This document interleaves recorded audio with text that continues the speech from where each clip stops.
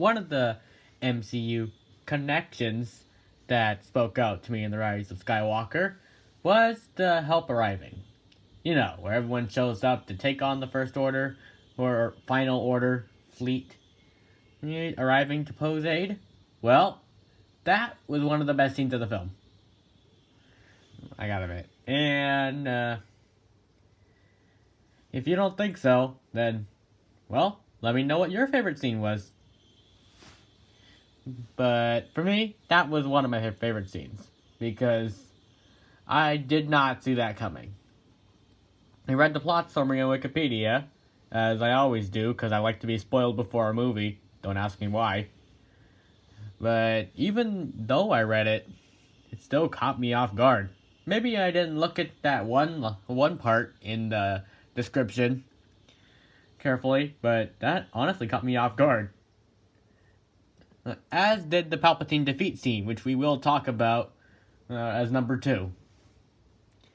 So let's describe it. So basically, Poe worries that there will not be enough to take on the Final Order fleet. And he said there's too many of them. And then a person to the transmission says, well, there are more of us. And then we see tons of ships coming through. I mean, something raises the question.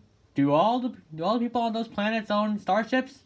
I mean, where did they get all those starships? Maybe the Resistance had some spare fleet? I mean, I know the Millennium Falcon went back from, but how did they all get there? That is a question that I don't think was answered, but it was a good scene nonetheless, because it set up the plot point for the entirety of the Resistance battle. Well, the final stages of it anyway. And, yeah. So, what makes this connected to the MCU, or inspired by it? Well, look back and watch this scene, the full scene of Avengers Endgame, Avengers Assemble.